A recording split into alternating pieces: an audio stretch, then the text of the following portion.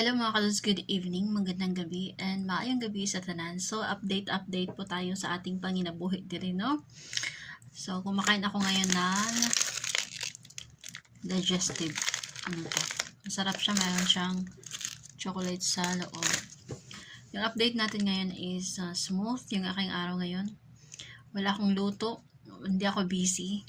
Walang tawag dito, walang tawag doon. As in, napaka-peaceful ng araw ko ngayon. Kasi yung bisita namin is umalis. Sila Bilat at umalis sila kasi nga nagsiswimming sila. I'm not sure kung 2 araw or dalawang gabi. Basta 2 araw daw. Pero, hindi ako pinagluto ni Printita ngayong araw kasi sabi niya sa akin kahapon. Di ba kahapon yung engagement? Late na sila na uwi, 1:30 na ng gabi, umuwi sila. So, hindi ko na sila hinantay kasi may susi naman sila sa bahay. At saka si Kunoto naman is nandun pa sa baba. Inantay sila. So, ako naman is umakyat na ng maaga. Kasi napaka-busy ko kahapon. At kung pinalansyang mejla, 3 itim at 1 puti. Tapos, iba pa yung puti sa ulo nila, yung kotra na tinatawag nila. So, pinalansya ko pa, nilabahan ko pa kasi nga bago. Kailangan kong labahan, plansyahin pa. O, di ba? Kinamay ko kasi hindi pwedeng i-washing machine ko. So, ayun mga kadudes, sabi ni Printita sa akin kagabi na hindi na nga daw ako magluto ngayon. So, nakapagpahinga ang person. Hindi ako nakatulog. Hindi ko alam kung bakit. Pwede naman kasi ako matulog kasi walang luto, wala masyadong trabaho. Pero hindi ako nakatulog. Kasi iniisip ko baka tatawag sila, baka kailangan nila ako, ganun. So, nandun lang ako sa baba, nag-aantay ng tawag nila. Pero the whole day, wala masyadong tawag. Tinawag lang kami kanina mga bandang 3:00 kasi nga, nag-grocery para si Babahot. Pagkaalis niya kaninang 12:00, nag-pray sa masjid. Tinanong niya sa akin kung may ipapabali ba daw ako, kung may kailangan ba daw ako dun sa grocery. Sabi ko wala. Pero pagka-uwi niya, napakadaming dala. Napakadami niyang dala. Dinala niya na naman yung isang buong grocery store. Charis lang. So, yun mga kadods, nag-grocery siya and then, ayun, in-arrange ko. Mga prutas, gulay, etc. etc. Charis. Mga kadods, napaka-peaceful ng bahay. As in, napaka-peaceful ng bahay. Amazing. Charis. And, wala akong ginalaw sa buong bahay today. Kinaumagahan, naglinis lang kami ng very very light. Nag-arrange ng mga abaya sa baba kasi nga ginagamit nila nung gabi.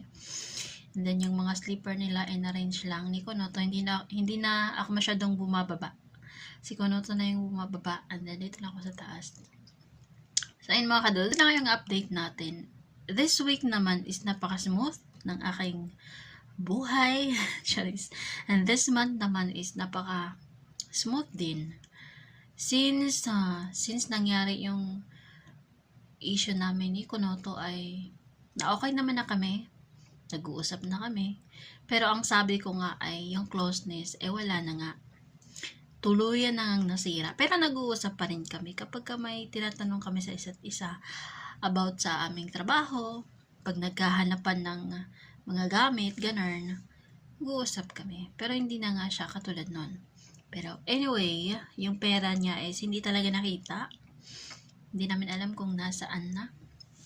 Pero parang kinalimutan na niya. Tapos sabi ng baba, hindi ko alam. At saka pala yung sahod niya ay hindi binigay sa kanya. Pero yung akin is binigay. Natatakot siguro yung baba ko kapag ibibigay yung sahod niya, baka mawawala na naman. So hindi daw binigay. Pero babayaran daw naman siya.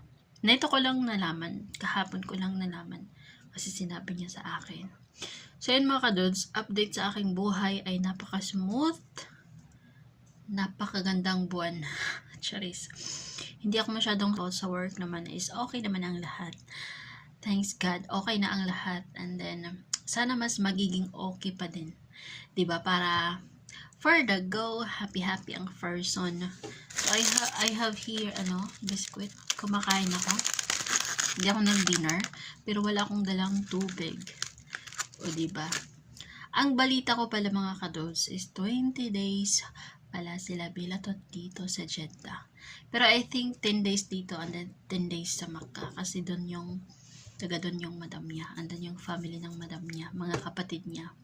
So kapag ka pumupunta yan sila dito, ay talagang meron talagang araw na doon sila at dito. So hati-hati na yan.